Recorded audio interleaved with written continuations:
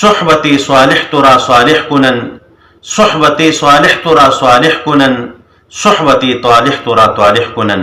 مجرد دا د باب تفعیل نه د اسم مفعول صيغه ده په معنا د خالق له شوی سره.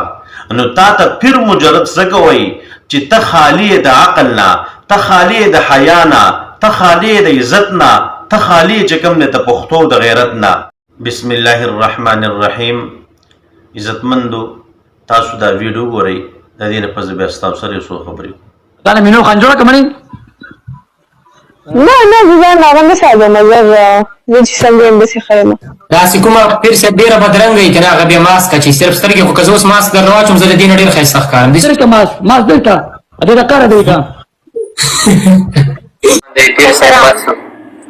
ولا پیر صاحب یو پوښتنه وکم دا تاسو چې اوهی جهاد کنه وچای زړه جوړ کنه لکه تاسو مال پر جوړ کو لکه ازداو کو یا د دې نمخ هم ته معلومه.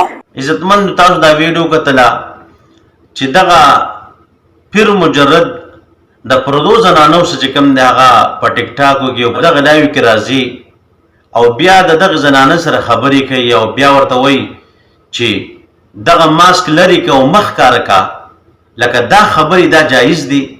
د پردو زنانو سره چې کوم دی هغه په ویډیو کال راتل جایز دي، د هغوی سره په لایو کې راتلل جایز دي، د هغوی سره چې کوم دی داسې خبرې کول جایز دي. دا ټول حرام او ناجایز دي. دغه پیر به مني او د ټول خاندان به مني چې دا بالکل ناجایز دي. نو چې ناجایز دي بیا ولې داسې غلط کار کې، بیا ولې داسې ناروا کار کې؟ خو هغه د پارسی شعر دی، صحبت صالح تو را صالح کنن، صحبت صالح تو را صالح کنن، صحبت طالح تو را طالح کنن. که د نیکانو سره صحبت کې او د هغوی سره کینې نو بیا به ته هم نیک شي، او که د بدو خلکو سره صحبت کې او د هغوی سره کینې نو بیا به هم بد شي.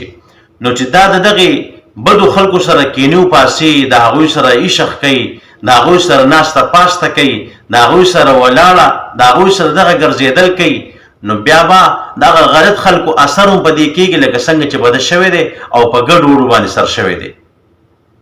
پکار خدا و چې تا دا نور خلک هم دین او اسلام او ښه کار ته راړولې وې، خو په تا کې خو دومره غیرت نو لاړې په غلطو خلکو پسې، حیا د نه هم لاړه، غیرت د نه هم لاړو. د دې وجې نه پیر مجرد تا ته ویل کېږي. مجرد دا د باب تفعیل نه د اسم مفعول صيغه ده په معنا د خالق له شوي سره.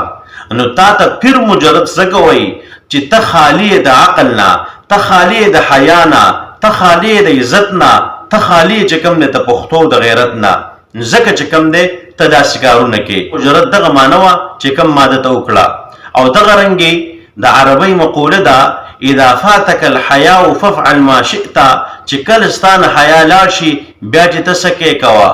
دغه رنګې حدیث مبارک کې راځي اذا لم تستحیي فاصنع ما شئت، چې کله پتا کې حیا نه وي او حیا د نه کډه ویسي لکه څنګه چې د دې پیر مجرد نه کډه وړې ده نو بیا چې ستا څه خوښه شي هغه کوه. ته سره دې پټکي نه او د دې ګیرې نه چې بیا ځان ته پیر صاحب هم وي او ځان ته عالم او مفتي هم وي، په لایو کې راځي د پردو زنانو سره راځي، هلته چې کوم دی دغه فضول بکواسونه کې دا حرام او ناجایز نه دي.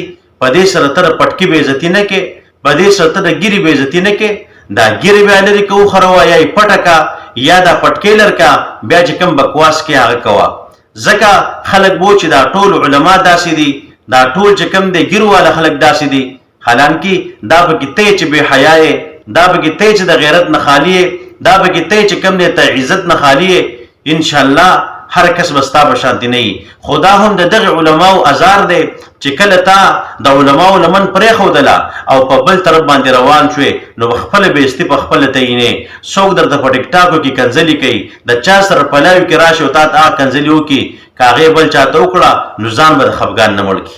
خو افسوس ستا په دغه ایمان او ستا په دې غیرت او ستا په دې پښتو باندې. نو الله رب عزت ته مونږ له نیک عمل توفیق راکړي او الله رب عزت ته مونږ د خپل نافرماني نه وساتي. وما علینا الا البلاغ.